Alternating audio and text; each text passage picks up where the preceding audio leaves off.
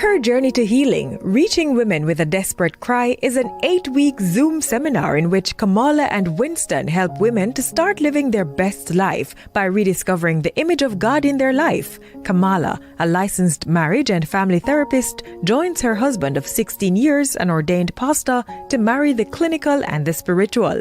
You will begin living your best life filled with love, joy, and peace. Register at kwministries.net for this life-changing seminar.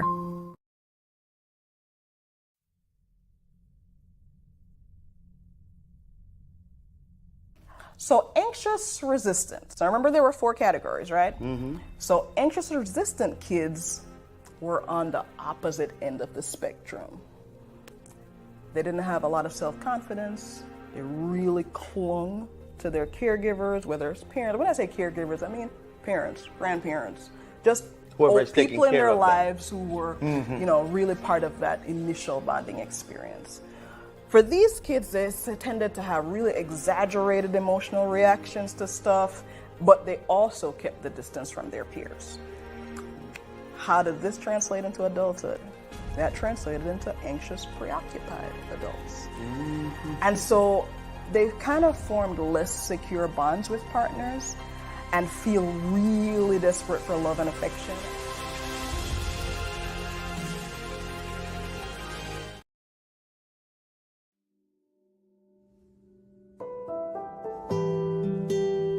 God is patient. God is kind. God is long-suffering. God never fails. God always hopes. God always trusts. God always perseveres. God doesn't envy. God doesn't boast. God doesn't seek his own, but is always seeking what's best for you. God rejoices in the truth. That's right. God doesn't define love. God demonstrates love.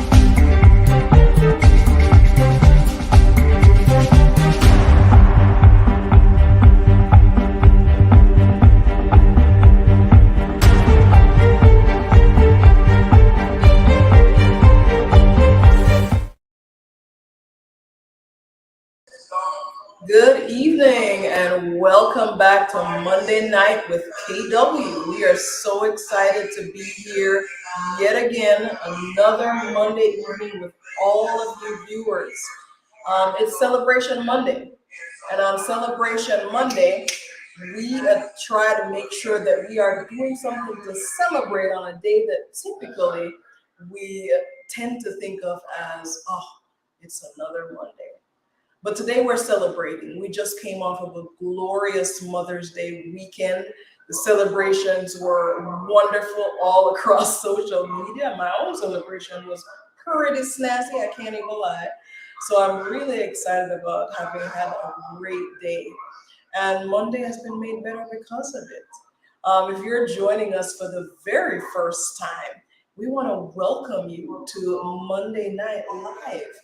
And we want to tell you a little bit about our background, where we're coming from.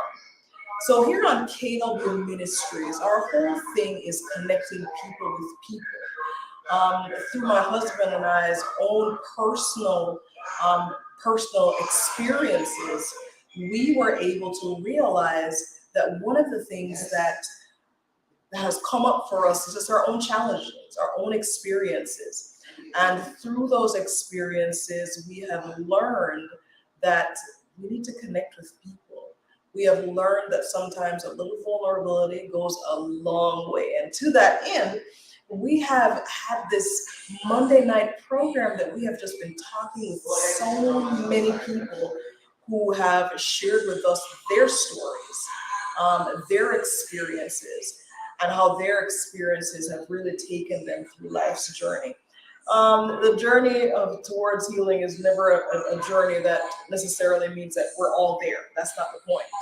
The point is that we are all able to experience something and learn from each other. So I want to give the opportunity right now for those of you who are logging on to jump over for a quick second to our website. That is www.kwministries.net. That is where you will find so many of our great products. We've got devotionals, we've got books, we've got digital media. We have got a Journey to Healing seminar that you can take online if you're interested in learning about God's vision for you and your life. So we invite you to take a quick look at our website, learn a little bit about what we're here, what we're about, and maybe bless somebody else with that too. As we get together on Monday nights, one of the things that we love to do is give away some gifts. And how you become a winner, if you're on the show with us tonight, is that you're going to comment, you're going to share, you're going to like stuff, you're going to ask questions, and every single time we see your name pop up on our comment stream, that puts you in the runnings for a great gift. So we invite you to share alongside us as we get ready to jump into the conversation with none other than Pastor Christian Lawson. And I'm really excited about tonight for a couple of reasons. One, it's another opportunity for us to really hear about somebody else's experience through life and how they're going through it and learn from them. But it's also something that's really near and dear to my heart. Pastor Lawson is going to be talking with us about his journey through living with Crohn's disease, which is close to our hearts because our daughter also has that condition. And she actually wrote a book, if you check out our website, all about her journey with that. So I'm really excited to hear from Pastor Lawson tonight as he's getting ready to join us. So without further ado, because we never like to leave things until way down in the program for people to be like, what are we talking to this person? No, we're going to bring Pastor Lawson in right now so we can get started with this conversation. Hello, sir. Hey, how are you? I am doing well. It is such a pleasure to have you on our program on this Monday night. Thank you for having me. And I'm grateful to be on this live stream. I've heard so much about it and happy to share my story and my journey through the process. Awesome. No, I'm saying awesome because you're sharing your experience, but I'm pretty certain that not all aspects of your experience are going to be awesome. I'm sure when you were going through them, they were not so awesome. So No. I want to go ahead and kind of get us started kind of at the beginning. Um, when were you first diagnosed? Well, I was first diagnosed with Crohn's disease when I was 8 years old. Um, I had been experiencing it's kind of happened very, it was a very different experience for me, honestly. Um, I started to have some mobility challenges after a bike accident that happened at my aunt's house. We didn't understand exactly what was going on, exactly what was happening. We just thought that, oh, Christian just hurt himself. And that's what I Mhm. believed. So went back and forth to doctors trying to figure out what was going on, what was happening. And, got the normal cast, got the normal cast on my right arm, left leg, that kind of Mhm. situation. And suffer with some mobility challenges. Um, but then eventually I started getting worse and worse and still having some stomach issues, stomach pain. And so it was just like we need to get a further study done to really see exactly what's happening. Let me And ask you real after, quick before you go further, Pastor. So you Mhm. said it started off with mobility issues, and from what I know about Crohn's, that initial presentation can take lots of different directions. Could you define for our viewers when you say mobility issues, what exactly was happening? so and that's a really great question. Like I mentioned, I fell, I had a bike accident. So of course I had a normal cast on, but I also had a struggle to really put one foot in front of the other and really get up Mm, and get into bed and, get out of bed. At the time I was attending a private school, and the private school had stairs. So getting up and down the stairs for classes it was just a difficult journey. Everything was just an exhausting journey. So I suffer with mobility issues, um, with getting in around the house, really doing just simple tasks that any 8-year-old kid should be able to do. I wasn't able mhm. to do it. That's interesting. And so then, how long was this time period between, first noticing these mobility issues, and then you kind of mentioned that, from there it progressed to other symptoms? Um, Honestly, I would say maybe over the span of a couple months. I don't really remember, only because everything just kind of feels like it was a blur almost. And I should be smiling, but it was just all of it was just jam packed together. So it's kind of hard for me to really actually remember what position or what point all of those things happen. Good to see you, Pastor. Mhm. And so once we really got it wasn't until we were just like, you know what, it doesn't make any sense. That's when my parents decided, hey, we're gonna go and take him to a children's hospital, figure out exactly what's going on. And then after a week of spending some time there, that's when they ran a series of tests and determined that I did have Crohn's disease. Now, I've never heard of Crohn's disease, never had any family members that had Crohn's disease. um, my my I'd say my DNA background that's composed of both sides of my family. There were heart disease, a lot of genetic stuff, diabetes, um, but never Crohn's disease. So I was the Mhm. first one to kind of break the ice with something that none of the family has ever heard of. And in Mhm. studying and learning about the disease, you meet a lot of white colleagues, white individuals who have it, but you never really meet a lot of black individuals, especially people like me, Mhm. who or minorities who have something like this.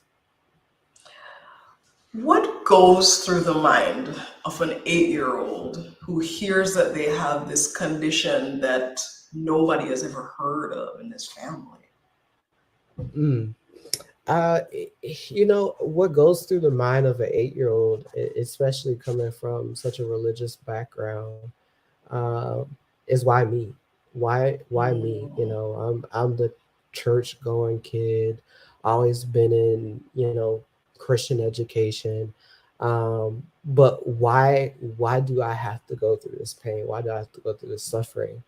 Um, I think the hardest thing was just really having faith that God would take me through it. You know, Mm-hmm. even though I crossed that bridge of, well, I'm here at this point. I don't know what you're doing, God, but I know that I'm gonna trust you, and I know that this is not always how things will be for me. Mm-hmm. That hard faith move took years to really get to, and even now, in moments when you do get sick, it's just like, dang, like why is it that I'm at the brink of something that I'm always getting sick or I'm always dealing with the ailment, Mm-hmm. instead of living my best life like everybody else is. And especially harder when you're going through days where you're living with so much pain each and every single day, and you don't even know how to articulate to family and friends exactly how it feels, Mm-hmm. because there's no way to describe it. It's lonely. It's Yeah. uh, it's where a lot of you get into your mental illness and your anxiety and your depression gets very bad because you don't know how to inform the ones that you love because you don't want them to stress out. But then not only do Mm-hmm. you not want them to stress out, you just don't want it to be um, bothersome. And for Mm-hmm. me, a lot of times with my parents, I didn't want to bother them. I didn't want to tell them because I felt like if I tell them, they'll start stressing or it'll cause more pressure onto them. And I'd rather just fight it on my own and with Mm-hmm. God's help, of course. Did we show the video already? Not yet. Okay, let's show this video real quick, Christian. Not the furthest one on the screen, and Oh, this one? Yeah, I can click it. okay. I can. I think I can present Well, it. I'll get I it in don't there. know. Maybe you might have to do it on your end. Middle school, this is Christian. Sorry, I couldn't make it. Be strong and of a good courage.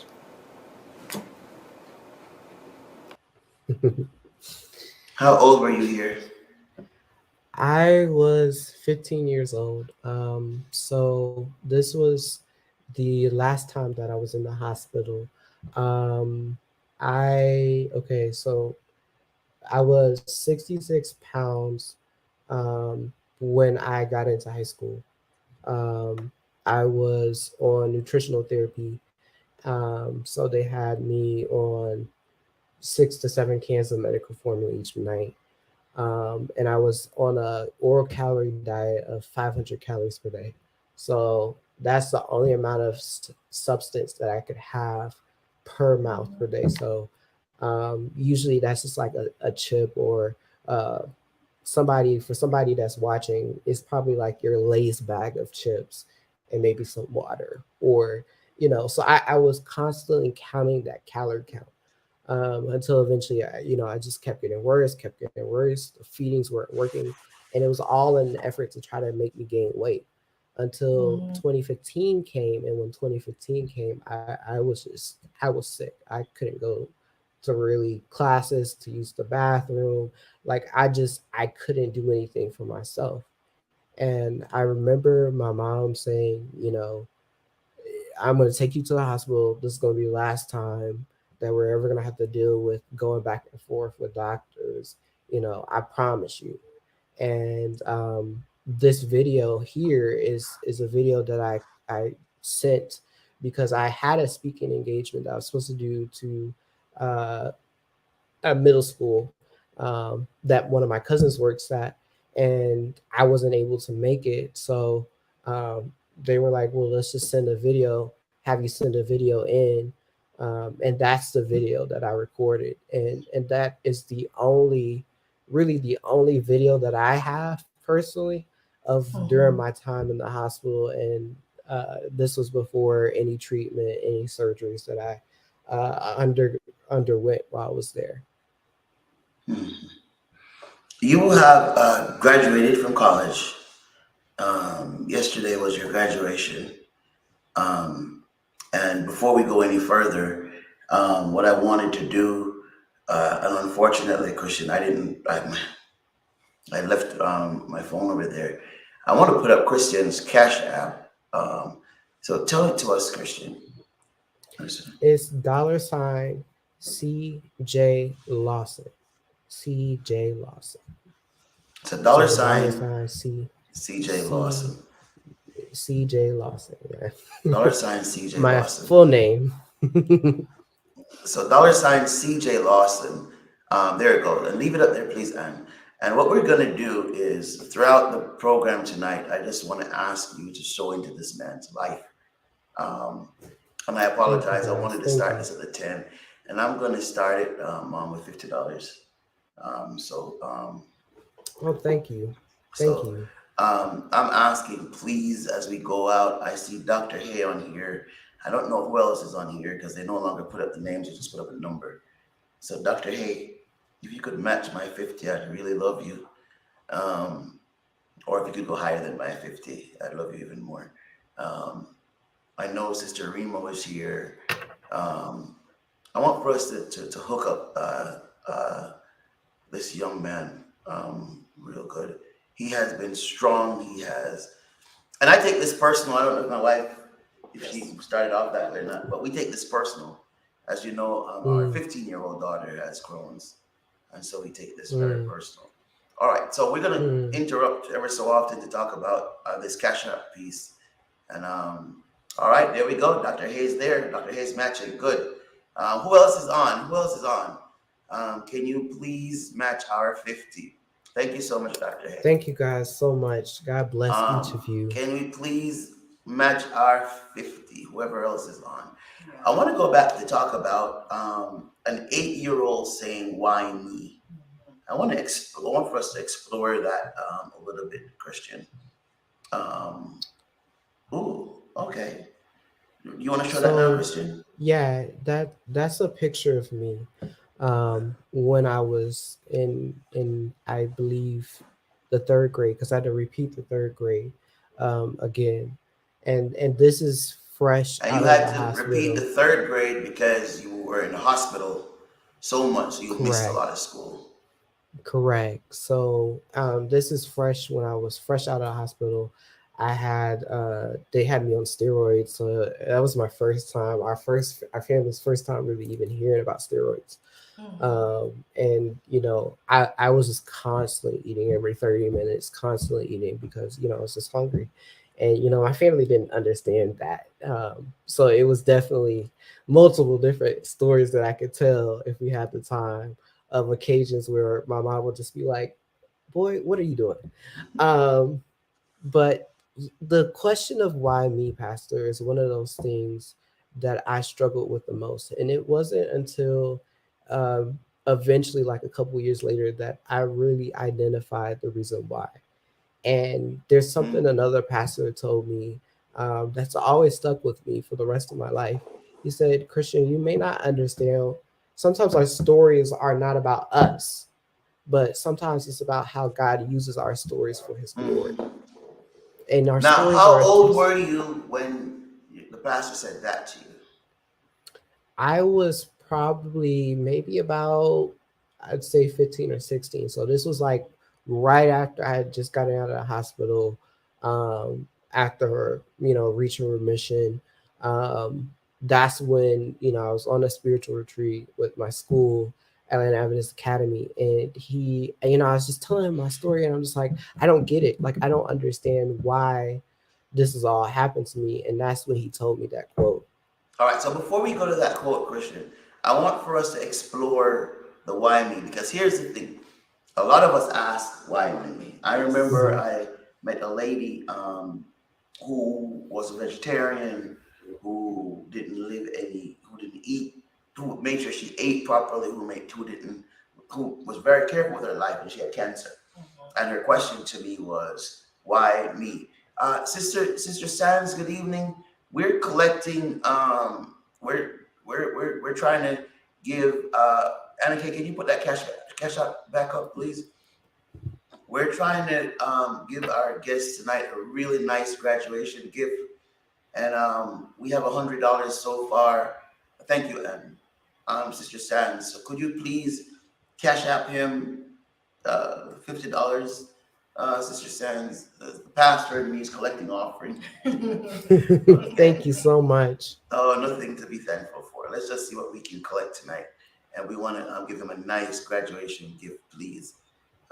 Okay, I want for us to explore, though. I don't want for us to rush it. I want for us to explore the why me, and I want for you to speak to us, and I want for you to look at your 8-year-old self right now, and tell us what your 8-year-old self is thinking. Tell us, walk us through it as much as you can remember. Well, my 8-year-old self really just was happy to know that I had finally an answer to the question that I've been trying to figure out for a long while. And that it wasn't just me going crazy, but that I was actually experiencing this. And not saying that my parents wasn't taking me serious or what have you. It was just more so like, is all this pain and suffering something that I'm just making up in my head, or is it something that I'm actually experiencing as a physical ailment? And over the time period of really identifying that it was physical, it was just like, so why is it that I'm the only person in my family who's ever heard of this, who's ever experienced this? You know, we talked to a lot of friends of ours. Nobody really knew anything about this, and it just kind of, it was even harder because, you know, you go into the space where you go into the doctor's office, you see the doctor, but you don't see anybody who looks like you. You don't see anybody who experiences the same exact thing, is a minority. You know, you don't see any of that. Looks about your age. Everybody looks older than you. So I had a really hard time with that because I'm just like, okay, I have a diagnosis to what's going on with me, God, but at the same time, I haven't met anybody who's my age, who looks like me. So I thought I was the only black person that had something like this. And it wasn't until maybe like my teenage years that I really found people who looked like me, who were really dealing with and suffering with this disease. And I think the other layer of it was, like I mentioned before, how does somebody that comes from a very religious background end up with so much affliction? Like it just seemed. What are some of the answers you told yourself? What are some of the answers? Tell us some of the things that came to your mind as you asked, why me?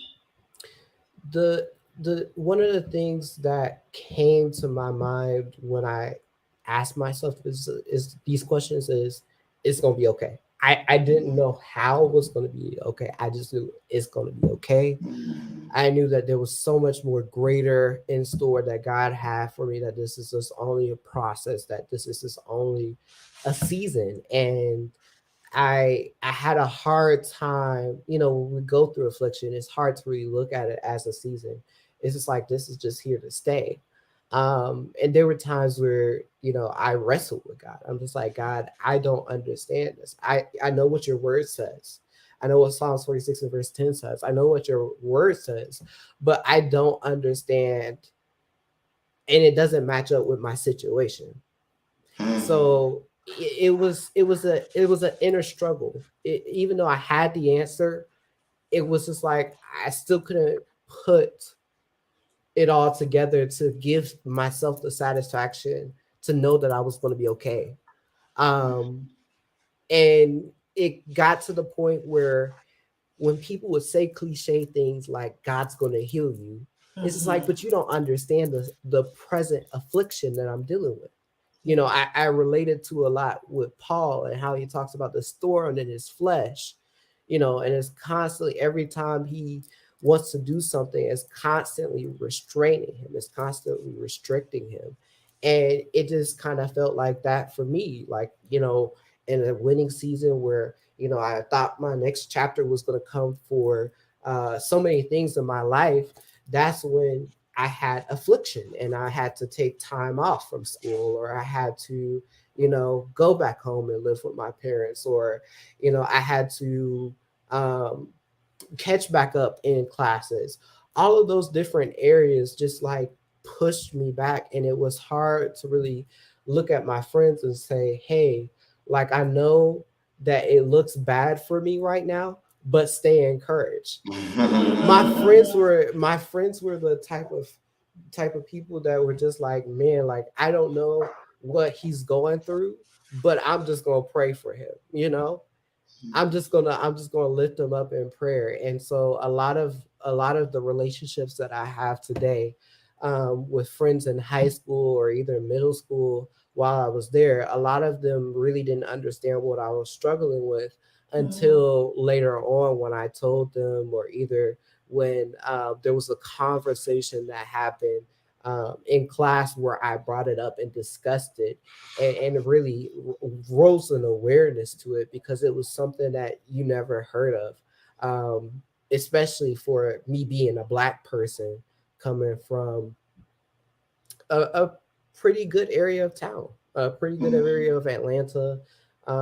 Like I said, you know, family has genetic stuff that happens, but I was the first person to have this, so it was definitely difficult for sure. Yeah. I hear throughout this whole process that you're grappling, you're going back and forth, kind of back and forth. But there's a piece that I've kept hearing you say over and over, is that it came back to having this faith. And my question about that was, where did you Yeah. learn that? Especially at that young age, Yeah. where do you learn that it's going to be okay? Um, and this is gonna really sound very, very horrible, but it really comes from a place of peace. And in that place of peace, and this is how I internalized it for me. And if for somebody else it might be a different struggle. I knew for me, I could not cry anymore. So at that point, I have to pray. You know, and what people don't understand is, when I used to come home from school, I would just get in a fetal position and I would just sob because of the pain, because of all the things that I was experiencing. But at one point and another, I had to wake up and realize, listen, like, I can't handle this anymore. But at the same time, God is allowing me to go through this painful purpose in order to use my story for his glory. Right. But And at I age have to be. 12, you didn't know I'm going through this painful story. And by the way, Annika, hashtag that. I'm going through this painful story to use it for God's glory. So take us to your 8-year-old language. Dr. Hayes says, I teach this disease process, and it's so interesting to hear his perspective as a percentage of Blacks is extreme. Yes, it is very, very, very, very low. Tell me, you're able to articulate that now. Mhm. At 8, what Kamala is trying to pull out of you is, where did that idea that it's going to be okay come from? How did you? I guess it was from my parents, from particularly my mom, especially. Um, but it like I mentioned before, the hardest thing for me was shutting her out. Even though I heard her verbally say this to me, it was also like I had to identify that for me, Yeah, that I was going to be okay. yeah, Right. And that what I had heard, what I had learned, what I had learned and discovered about religion, and heard through church and heard through all these different spiritual activities, was definitely what I needed to me for me. So I had to develop my own relationship with God. And that's where my prayer life was strengthened. And that's where I began to really trust in God. That's when I began to really read God's word for myself and really recount of God's goodness for me and really journal for me and really talk to God and pray to God and believe to God for me. It was not a prayer for everybody else. It was a prayer for me. And I think that's the heart. Like, what people don't really understand is a lot of my journey, I've had to grow 10 times quicker than anybody else has. And it's not to knock any of my colleagues or my mentors at my age, but it's just simply to say that, you know, I had to understand exactly what the process looks like and how to navigate this difficult space of, yes, I am an adolescent, but at the same time I have to have faith, just like all the adults in my life have to have faith. You know, it's necessary that I go through the season of having unrealistic faith and just really believe in God that he's going to do far more than what I can even ask or think. And that to me was really hard. I knew that there was a dream. I knew that there was a vision that God had for my life. But I knew also at the same time that if I gave up and not go through with the vision, that it would not allow others to be able um to see what God had did through me. Right, right. And like you said, that was not something that I internalized at 8. It was just a process that I had to internalize over time. But at the same time, I knew I had a dream. And I knew God gave me a purpose. And he spoke to me. He said, even though you're in this moment of affliction, it does not mean that you will always be in a season of affliction.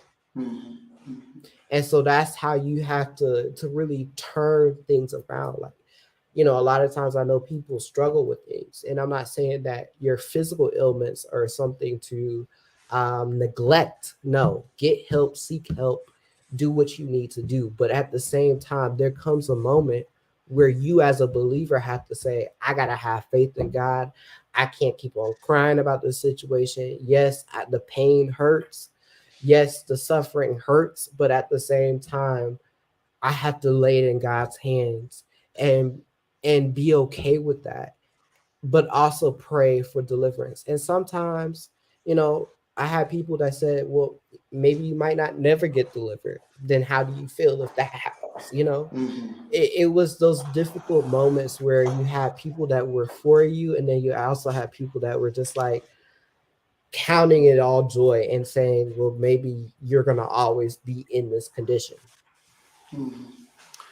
That was good stuff. How did you, as a child, depend on others as you went through this? How did you, so for example, how did you depend on your schoolmates? How did you depend on your parents? How did you, as a child, depend on others as you went through this? How did I depend on others? I really just depended on others to really pray for me. I needed more prayer more than anything. Like I said, it was hard, and I didn't want to overwhelm anybody to really stress them out with, you know, some day-to-day activities. Um, I depended upon my mom for sure, especially when I first got diagnosed, because she was there to really assist me. Um, this lady sacrificed so much, so many years to make sure that I was okay. There was a season where my mom wasn't working at all because she took off a leave of absence just to make sure I was taken care of. And she would just make sure I had everything that I needed each and every single day. But not only just make sure I had everything that I needed, but also prayed for me and really shifted my mindset to be more positive about the whole situation instead of me always being so negative and so down and out. Um, I saw a lot of pain in her eyes, and it's hard as a black boy to see your mom with so much pain in her eyes. But I really depended upon her. She was very, very strong. My mom's a very, very strong prayer woman. And that's what I appreciate about her. Um, when it came down to my immediate family, my dad and my brother were definitely supportive of the journey and were definitely helpful.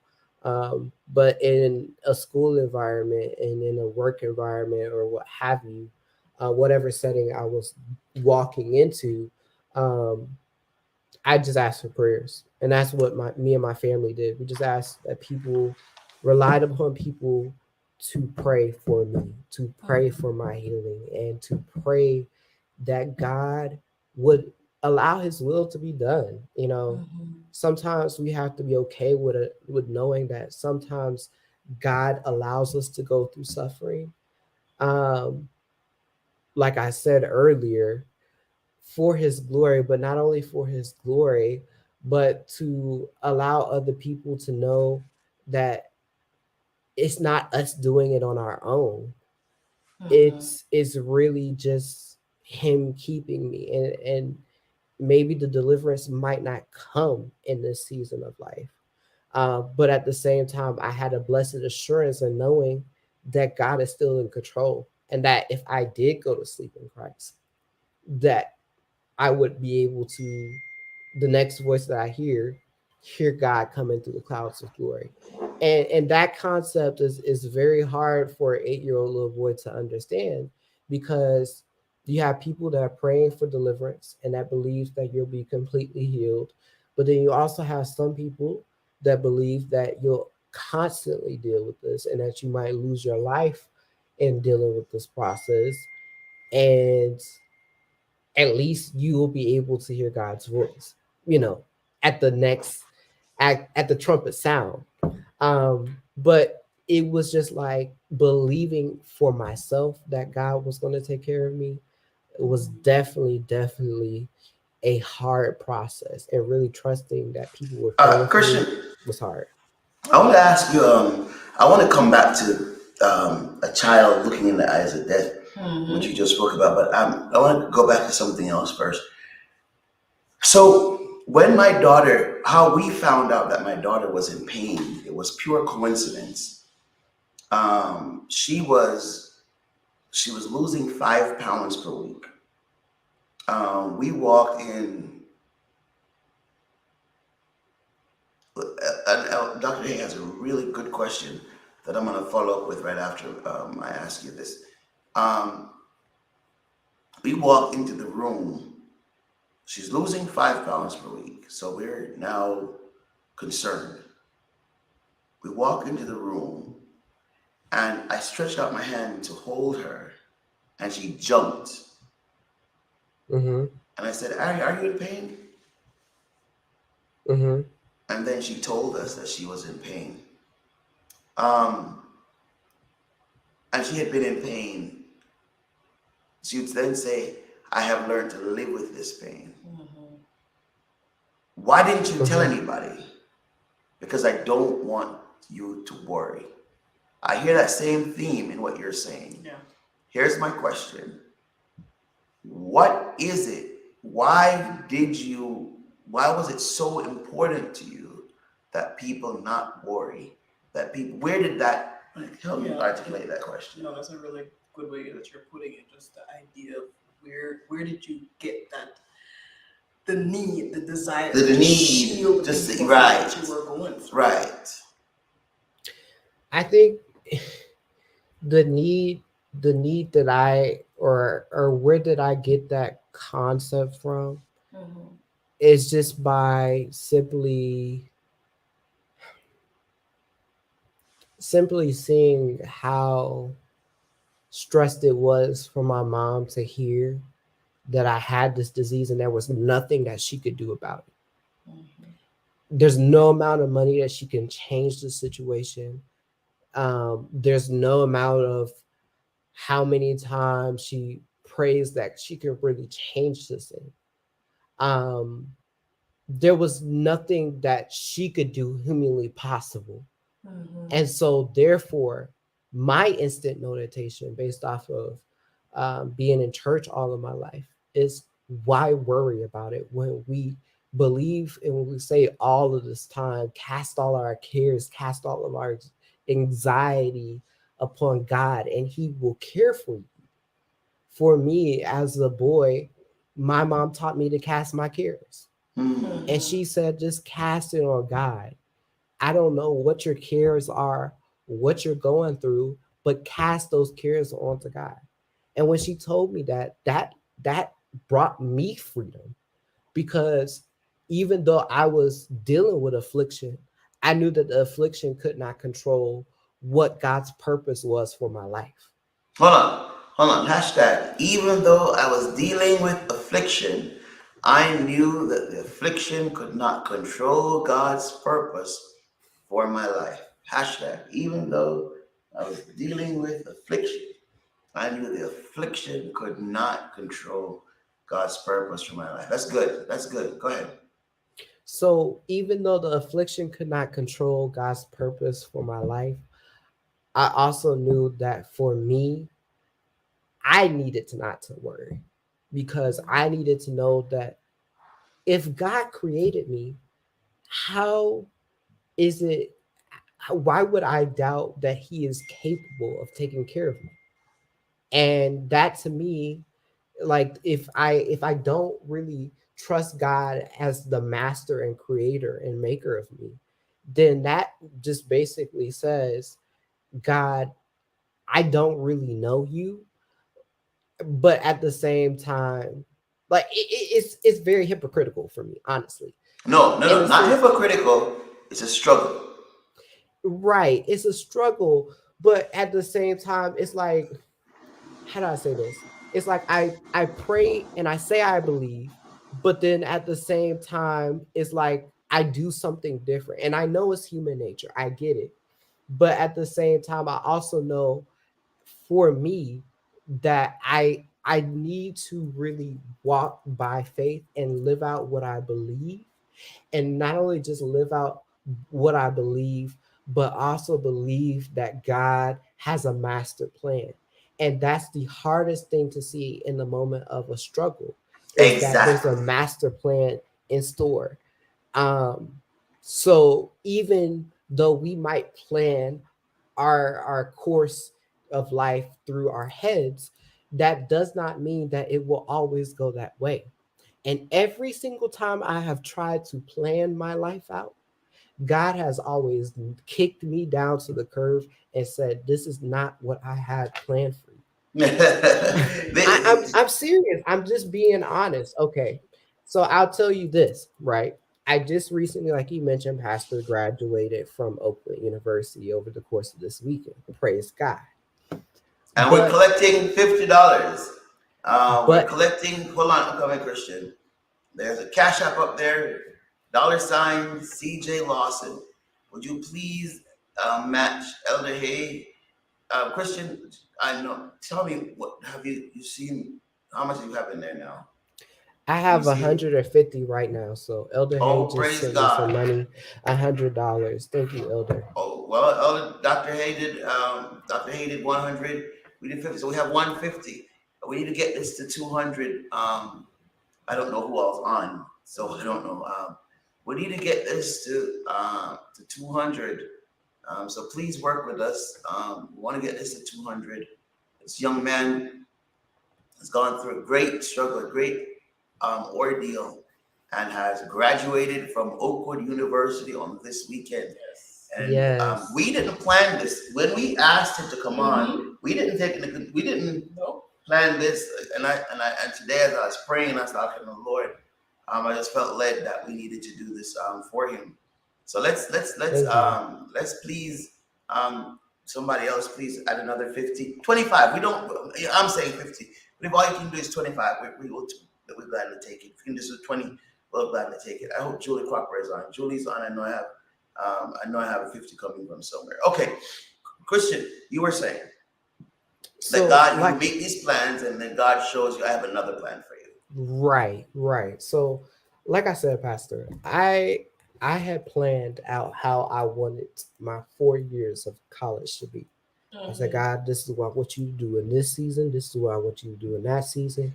So I planned my trajectory of everything that I wanted to do. But every time it seems like every time I get on the brink of something good. So in 2021, my health started to decline again. And I didn't understand why, but it was just like I had COVID. Then I had a series of abscess that I was dealing with, which for those of you who do not know what abscess are, those are just little, like, I'd say pus sockets above your skin, Sores. sores above your skin. Thank you, Pastor. That are very, very uncomfortable depending upon where they're placed.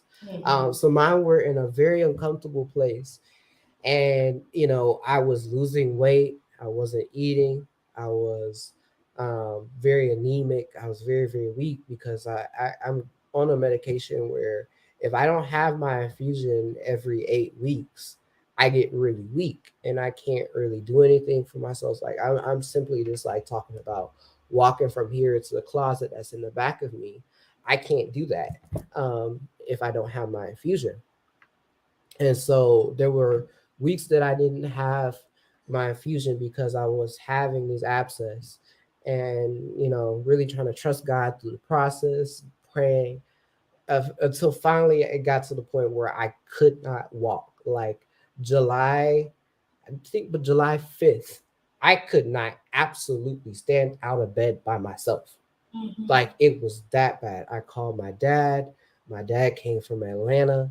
He came here. He stayed a whole 2 months with me because I just was not mobile. I couldn't drive. I couldn't walk. I couldn't use the restroom. I couldn't bathe myself. I couldn't do anything for myself. And what I discovered through that process is, like I said, I was supposed to be graduating in 2022.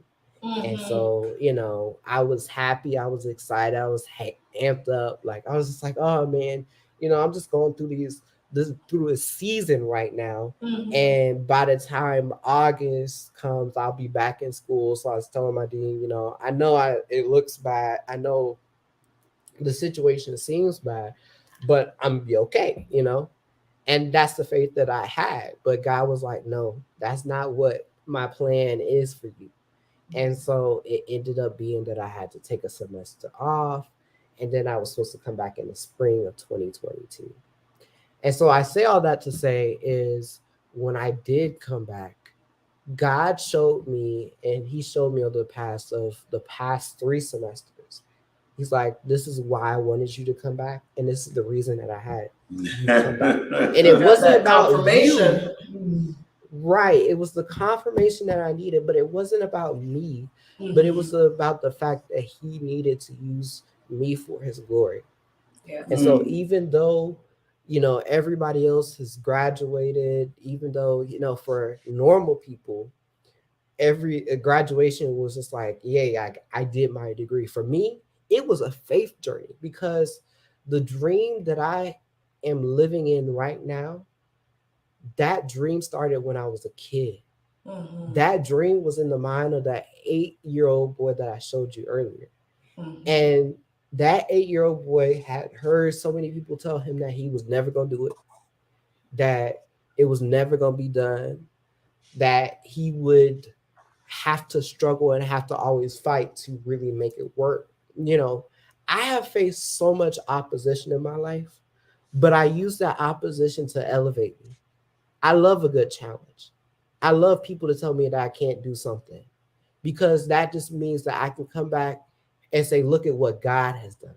Look at how you meant it to harm me, but God turned it around for my good.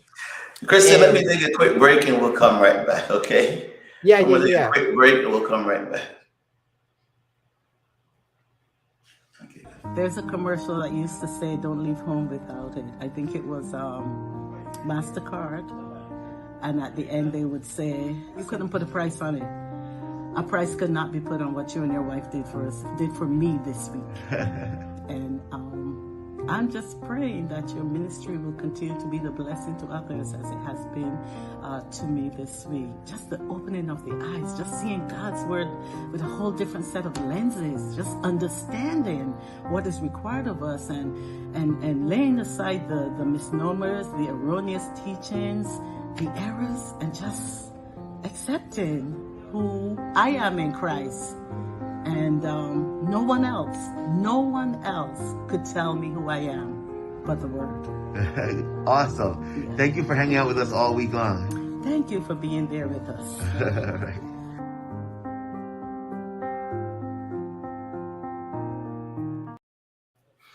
We have 8 minutes left, Christian. Mm-hmm. And in the 8 minutes that we have left, I'm going to ask you to speak to my daughter. I'm going to ask you to speak to my daughter, but not just to speak to my daughter. People who she doesn't know the road that's ahead of her. She doesn't know, she hasn't had abscess yet. She hasn't had, since we've left the hospital, she had 2 bad months, but it was just really bathroom and cramping. But I want you to talk to her. I want you to talk to people out there, not necessarily with Crohn's, but that have bad days that are coming. I want you to have a conversation with them, please. Mm-hmm. Yeah. So, I mean, for anybody that's going through a difficult season, that's dealing with some bad days, I just want to let you know, really, one of the people that sticks out to me so much. When I think about bad days, is Job. Job is the person that really sticks out to me, that really pushes me forward in my bad days, because the story of Job teaches us that even though the enemy might try to sniff everything out of you, sniff your joy, sniff your love, sniff your peace, sniff all of these different things out of you, that God is your supplier, that God is able to restore, that God is able to do exceedingly and abundantly above all you can even ask or think. So when people come and they say things that don't really line up based off of what you've seen God do or what God's word says he's able to do, then just remind them that I'm still going to trust. Like Job said, I'm still going to believe. I'm still going to believe in the God that's created me, in the God that's made me, in the God that's formed me and known me from my mother's womb. And then I also take some characteristics from Joseph as well. Joseph identifies through his story and through his experience that what you intended to harm me, God turned it around for my good. And so God can use a painful purpose for his glory. And we see that through the story of Joseph and through the story of Job, is that they went through a painful purpose, but God was able to produce a powerful story for his glory, but not only just for his glory, but for the example for everybody else to see. So for somebody that's going through a season of bad days, I want you to know that there are people that are watching you and they're looking for your spirit. They're looking at what's driving you, what's pushing you forward. And so you have to remember the fruits of the Spirit. You have to remember how to demonstrate them. You must abide in love, must abide in peace, joy, kindness, all of those things. And not only just abide in them, but also believe for yourself that this too is going to pass, that you have to hold in assurance that God is not slack concerning his promises. The Bible says that Jesus Christ is the same yesterday, today, and forevermore. So that means he does not change. So even though me and you might be inconsistent, that God is consistent. So when I read Psalm 46 and verse 10, be still and know that I am God, I can know that God will do that for me consistently 365 days a year. However, for centuries, for generations, God has not changed. And so it's okay to believe. It's okay to cry out to God. It's okay to really lay your burdens upon him. Like he says, cast all your cares, because he wants your cares. He's like, I will take the yoke upon me and I will lift the heavy burden. So I am going to alleviate the pressure from you, and you can walk into your freedom, walk into your healing. One of the things that I relate to the most is the time period that we see in the story of John chapter 5 with the man at the pool of Bethesda. And the Bible talks about how he was waiting there in a season of transition, and he was waiting for a very long time. And what I believe happened during that time period is that he got a sense of bitterness and upset, and a little bit of frustration within him. But then not only did he have all of this bitterness and this upset and this frustration, but I also think that he had some human elements like me and you, where he had a hard time really trusting that God was able to heal him. And what I want to somebody to understand is that God is able to do exceedingly abundantly above all we can ask or think.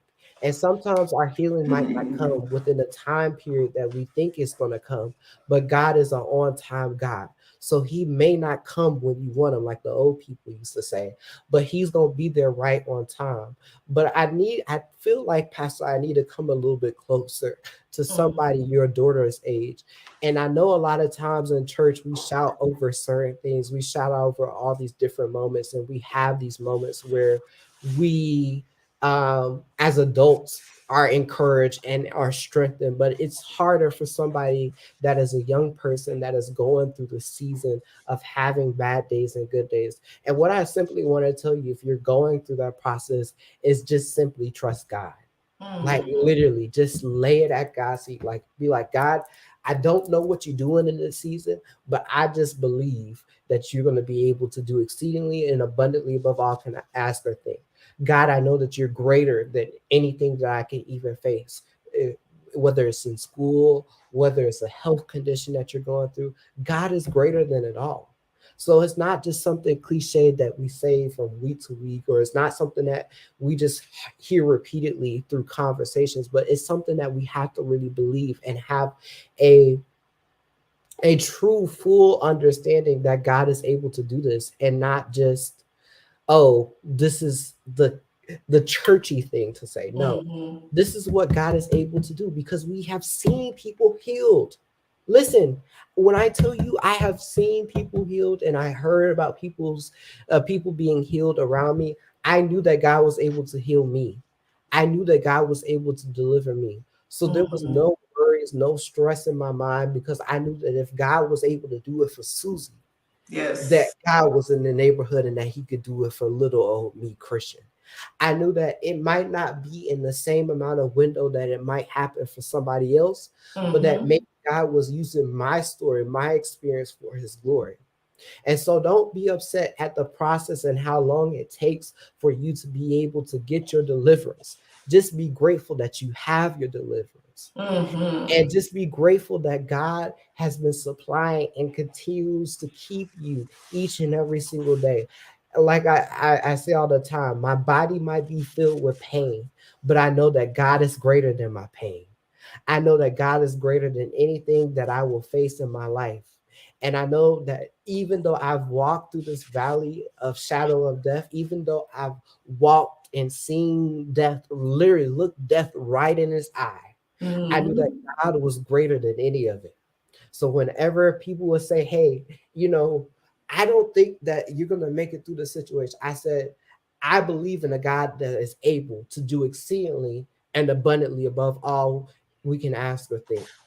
Christian, I want to say thank you so very much. I want to say thanks, and I don't think I think we should invite Christian back, because I think so too. I want what I really wanted to do, Christian. I wanted to bring Ari on halfway through, and then for you both to talk to each other. I would love that. Yeah, I wanted to do that, but we didn't. I wasn't. It's my fault. And she has school tomorrow and all of that. So but we'll get to it, because for sure she's an hour ahead of us. But Christian, I want to tell you thanks so much from the bottom of my heart. My mother-in-law said, you're teaching us adults how to be patient. Teaching us how to be patient. And a lot of lessons were taught tonight. So I want to tell you thanks on behalf of our ministry for coming on. We're so grateful. Sister Chambers, who's going through a whole lot right now, is telling you thank you. And so we're really grateful to you. But let's see who won our gift for tonight, Anna Kay. And before we leave, we're trying to get Christian a nice graduation present, and we're only at $150. So if somebody could please add to that. Bless this young man. Bless this. That's right. Oh, Cheryl Sister Sands, you are our winner tonight. Sister Sands, you are our winner tonight. Sister Sands, would you fill out? You know how to fill out the necessary paperwork, and Sister Fagan will get your gift card right over to you, so you can head over to KW Ministries and shop. And I'm sure Kamal already told you all how to shop. But tonight we're not. Tonight we're focusing on Christian. Yes. All right. So please, we're kind of asking you, please take out your cash apps before we go one last time, and please bless this young man that God has blessed, and that has. What's next, Christian? Well, what's next? Listen, like I said, Pastor, I'm not trying to plan God's move, but I believe that God has something great in store for me. I have an interview this week with a team out in Denver, so I'm anticipating a mighty move of God with that. With doing broadcast maintenance, which is something I'm very, very passionate about. So if the believers can just keep a brother lifted, that would be great this week. Well, we'll be praying for you, Christian, and we don't want to just pray for you. We want to believe with you that God is going to continue to do abundantly, exceedingly. Thank you for sharing you. We don't know the full extent of the impact that we're going to have on people's lives, especially in a format like this. But I can guarantee, I'm going to go ahead and guarantee it, 100% guarantee that you have touched somebody's life in a way that they had no way of anticipating tonight. So I want to thank you for that. Well, I know for sure that you have touched Sister Chambers' life. Sister Chambers is going through a lot of stuff right now that she doesn't quite understand yet. And when she hears stories like yours, and see, the unique thing about what I love about Christian is he could have used the excuse, I can't go to school because I have this. Right? And once he got to school and 2020 came, he could have said, well, I tried. And Crohn's messed me up. It would have been a good story. I tried. You'd have been a hero. I tried. But you didn't stop. You said God had a vision for you. God told you he had a plan for you, and you allowed God to carry that plan out. Thank you very much, sir. We are very grateful that you came on. Let's keep in touch so we can have you on again. For sure. I just want to leave one last thing with somebody. When you can't understand, trust his plan. Just trust his plan. Trust his plan. And just know. Just claim his promises, believe and know that he's still God. He's still God's. And God does not hear your prayer. He's not ignoring your prayer. It's just that he knows that if he delivers you too early, that you account it to your own doing. But he knows that if he lets you go through this season of hard times, that you will say it was only but the Lord who's done this. I don't know how to explain it. I don't know what he did. I don't know how he made the way, but it was a God thing. And so that's what I tell people all the time. My story, it's just a God thing. It's just how he made a way when there seemed to be no way, how he provided for me, how he opened doors for me, how I walked across the stage on Saturday night, it was a God thing. And so because God is in the blessing business, and because God is able to do so much greater than I can even ask or think, I just have to give the glory back to him because it's just a God thing. Thank you so much, Christian. So into this young man's life. Please do. Hashtag CJ Lawson. That's right. Next week, Kayla is coming back next week. All We're going right. to talk some more about sex. Yes, we are. All right. And then Pastor Quinn Cousins join us. And you want to be here for Pastor Cousins. I know you're going to be here next week because you just enjoyed that conversation so much. But you want to be here for Pastor Cousins' conversation. Pastor Cousins is legally blind. And went through, he was at Oakwood when I went through Oakwood. And now he's a well-in-demand preacher of righteousness, pastors a church, has a beautiful wife, and I can't wait for us to talk with him. Then after Pastor Cousins, Dr. Lakeisha Williams is going to sit with us and talk. We went to Pine Forge together, and ever since I met her in 11th grade at Pine Forge, I have respected the ground that woman walks. And she's now the principal of Oakwood Academy.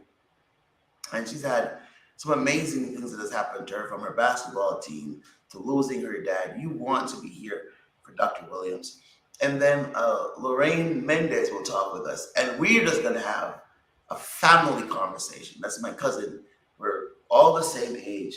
And we're just going to talk about these kids that we're raising. Our kids are about the same age. And you don't want to miss that conversation as we talk about the struggles of raising teenagers. Then Sister Velvet Stokes will be with us, and she has another powerful story about recovery and God's healing power. And then Dr. Washington will join us again for part 2. So the next several weeks will be exciting, will be fun, will be informative, will be life-changing. Kamala, if it's Monday night, then what? Live with KW. Peace, all. Thanks, Christian.